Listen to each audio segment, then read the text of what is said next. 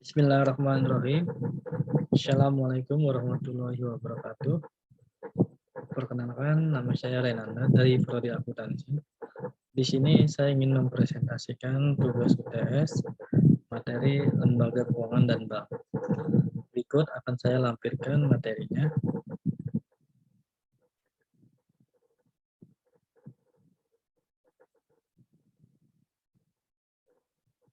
Dengan nomor NIM 29021 dengan nomor NIM 29021500125 dengan dosen pengampu Bapak Dimas Wicaksono, SE, MAK. Di sini saya ingin menjelaskan tentang jenis-jenis bank dan pengertiannya.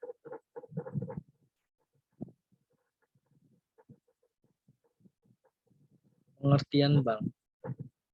Bank adalah lembaga keuangan yang usaha pokoknya adalah memberikan kredit dan memberikan jasa-jasa dalam lalu lintas pembayaran dan peredaran uang.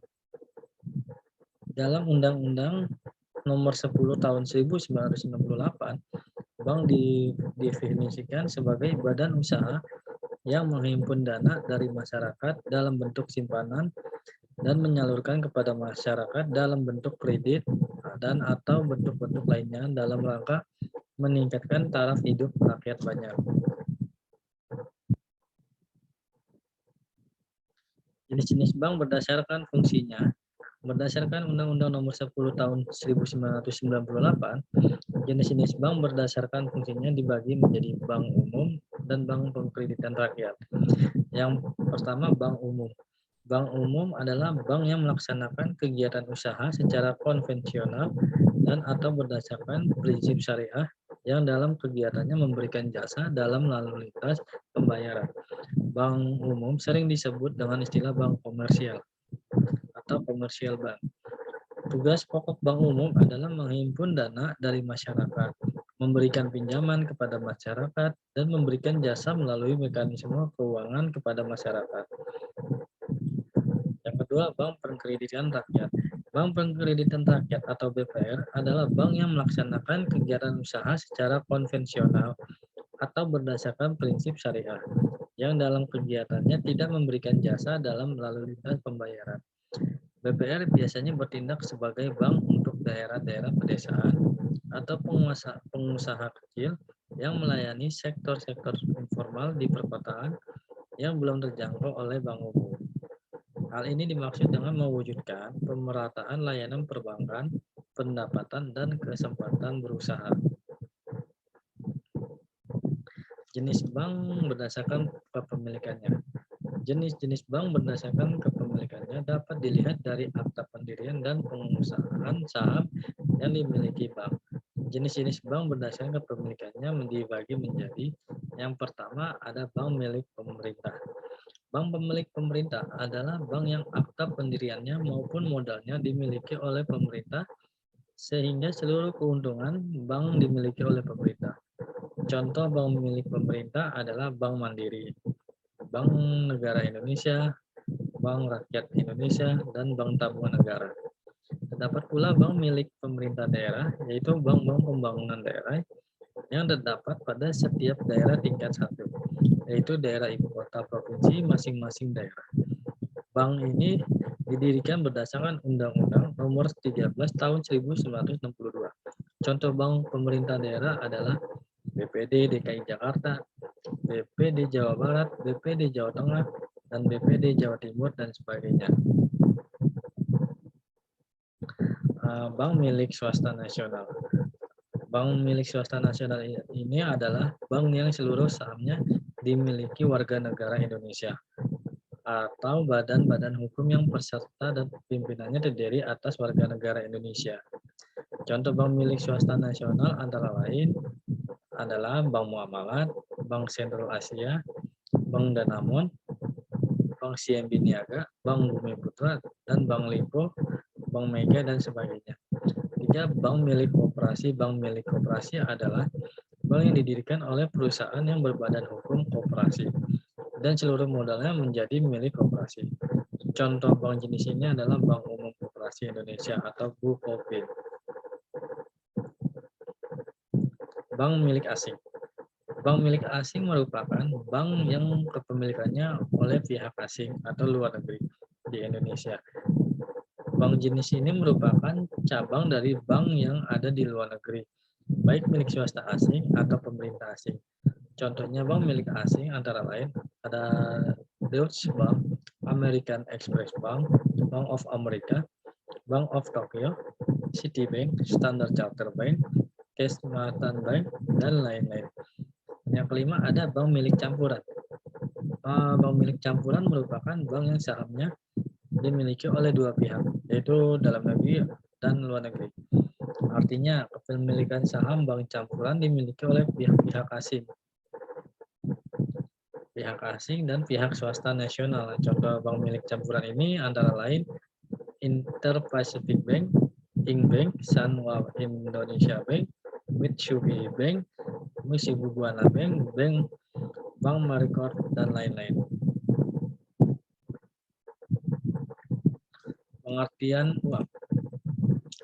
Apa itu uang? Uang adalah benda yang diterima masyarakat umum sebagai alat tukar dalam kegiatan ekonomi. Dalam ilmu ekonomi tradisional, uang berlaku didefinisikan alat tukar. Sedangkan dalam ilmu ekonomi modern, uang memiliki makna yang lebih luas. Uang diterima sebagai alat pembayaran transaksi jual beli atas barang dan jasa, serta kekayaan atau aset berharga lainnya, dan juga sebagai alat pembayaran utang. Jika dititik dari sejarah, pada awalnya masyarakat belum mengenal sistem barter, karena setiap orang memenuhi kebutuhannya dengan usahanya sendiri. Namun seiring perjalanannya waktu, kebutuhan manusia jadi bertambah, sehingga yang mereka produksi sendiri tidaklah cukup. Untuk bisa memenuhi kebutuhan ini, mereka mencari orang yang mau menukar barang yang dimilikinya dengan barang yang diinginkan.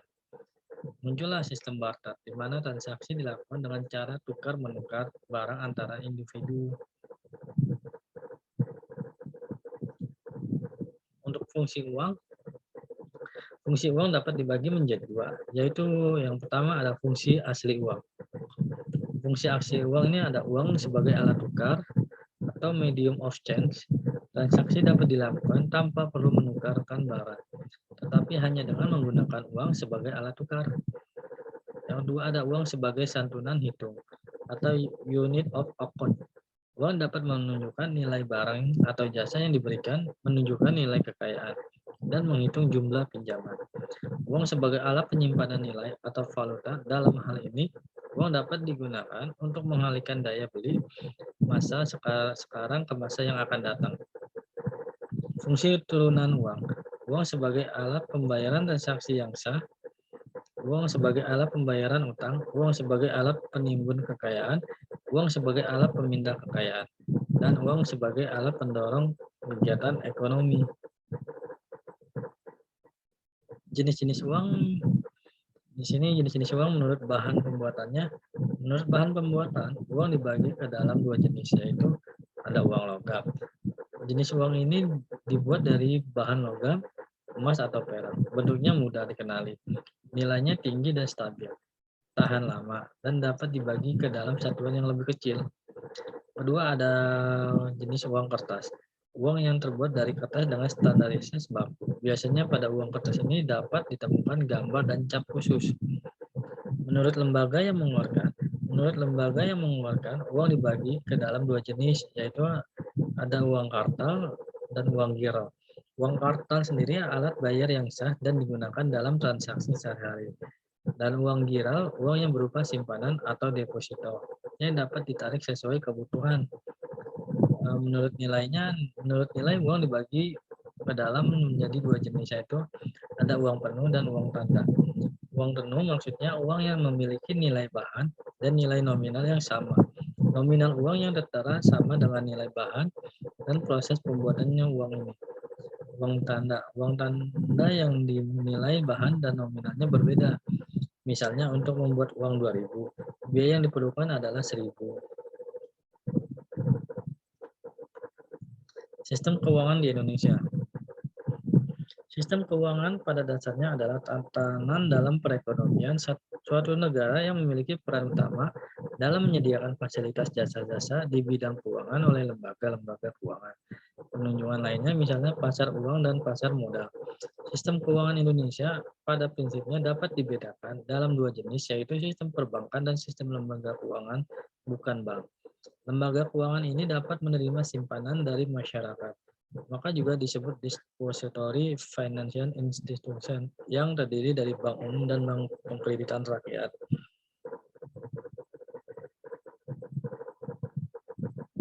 Sedangkan lembaga keuangan bukan bank adalah lembaga keuangan selain dari bank yang dalam kegiatan usahanya tidak diperkenankan menghimpun dana secara langsung dari masyarakat dalam bentuk simpanan. Dalam perjalanan sejarah perkembangan sistem keuangan Indonesia, sistem lembaga keuangan mengalami perubahan yang sangat fundamental, terutama setelah memasuki era deregulasi paket kebijakan 27 Oktober 1988 yang kemudian berlanjut dengan diundangkannya beberapa undang-undang di bidang keuangan dan perbankan sejak tahun 1992, yaitu Undang-Undang Nomor 7 Tahun 1992 tentang Perbankan, Undang-Undang Nomor 2 Tahun 1992 tentang Asuransi, Undang-Undang Nomor 11 Tahun 1992 tentang Dana Pensiun, Undang-Undang Nomor 8 Tahun 1995 tentang Pasar Modal, dan Undang-Undang Nomor 10 Tahun 1998 tentang perubahan Undang-Undang Nomor 7 Tahun 1992 tentang Perbankan, dan Undang-Undang Nomor 23 Tahun 1999 tentang Bank Indonesia. Berikut ini saya presentasikan tentang lembaga keuangan dan bank. Jika ada kata-kata atau tulisan yang kurang berkenan, mohon maaf sebelumnya. Wassalamualaikum warahmatullahi wabarakatuh. Terima kasih.